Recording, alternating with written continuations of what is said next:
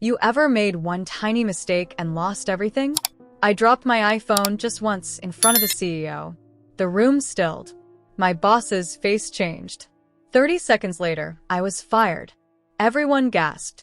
But what if that moment was just the surface of something much deeper? What if that drop was not really why I was let go? What if there was something my boss, the CEO, and even I didn't see? In this story, I'll walk you from that embarrassing moment into the hidden truths, the invisible forces, all the way to how I fought back and finally came out on top. And by the end, you'll see mistakes don't have to define you. You'll see how what people don't know, what they can't see, can change everything. That IT was an ordinary morning. I walked into the CEO's office with my phone in hand. My hands sweaty. I turned, tripped slightly, phone slipped, and in front of everyone it fell. Crack. My heart leaped. The silence was loud. My boss frowned.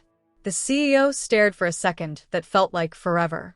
I picked it up quickly, tried to make a joke, tried to smile. But it was too late.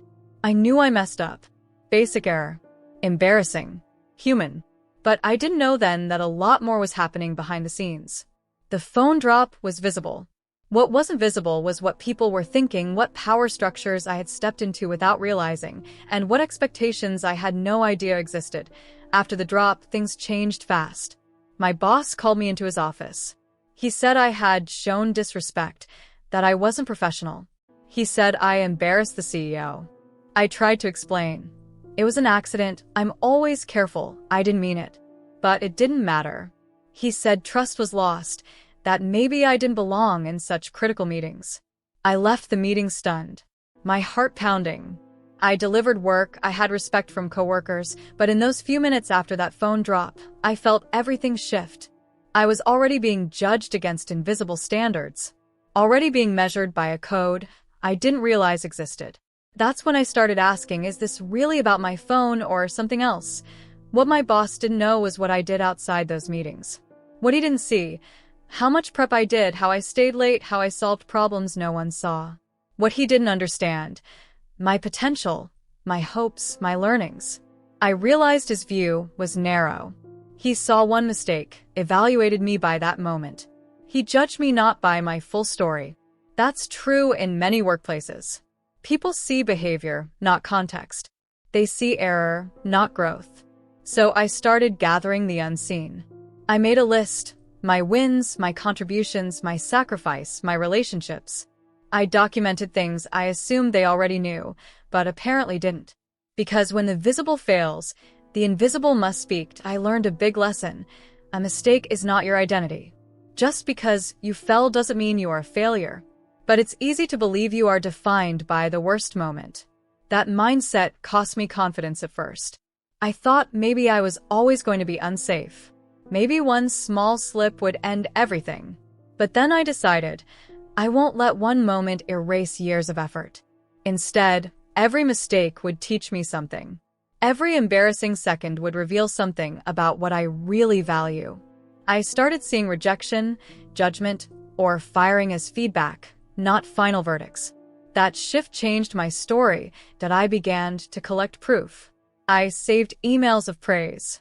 I saved reports showing I met targets. I cataloged renegotiated projects, difficult clients I turned around, emergencies I handled. I got colleagues to speak up without conflict. I documented long hours, late nights, suggestions I made. Suddenly I had more than shame, more than that phone drop. I had value, performance, consistency. This evidence wasn't just for others, it was for me. To remind myself, I had worth. I had done good work. This is basic but often missed. When you're under pressure, you forget the good you did. I realized that perception comes from more than performance. How you carry yourself matters.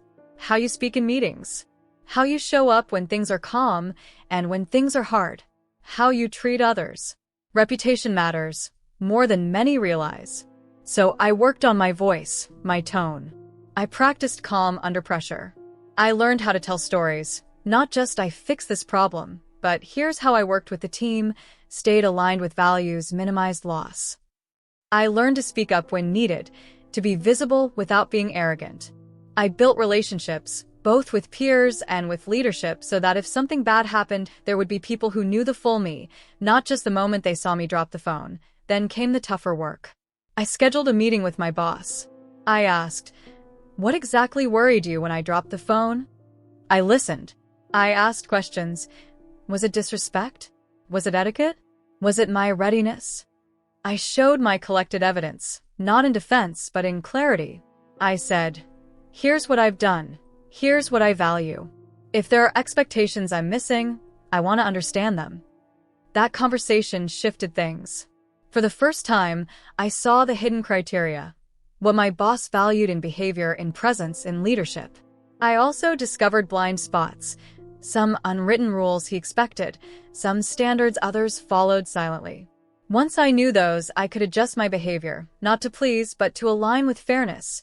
Armed with clarity, evidence, mindset, I started acting differently. I showed up earlier. I dressed more professionally. I asked more questions in meetings to show I was thinking. I made minor adjustments in culture, so I matched expected norms. I sought feedback regularly. I kept doing excellent work. People noticed. My boss noticed. The CEO noticed. I wasn't perfect, but I was consistent. That consistency built trust. I didn't hide failures, I acknowledged them, showed what I learned. My reputation healed. I wasn't defined by the phone drop anymore. I was defined by what I stood for, how I responded, how I improved after setback. Did I in the end? I didn't just get reinstated. I got a bigger project. I got recommendation. I earned respect, not because I made no mistakes, but because I showed what was real behind the mistake.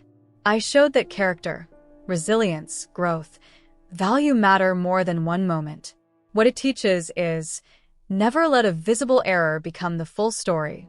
The world often sees only what's in front, but success belongs to those who build what's behind. To those who collect their hidden work, speak their full truth, rise with consistency. So if you ever drop your phone in front of someone who sees only that, don't shrink. Let that moment push you to show everything else you are. Because often what someone doesn't know about you is what makes all the difference.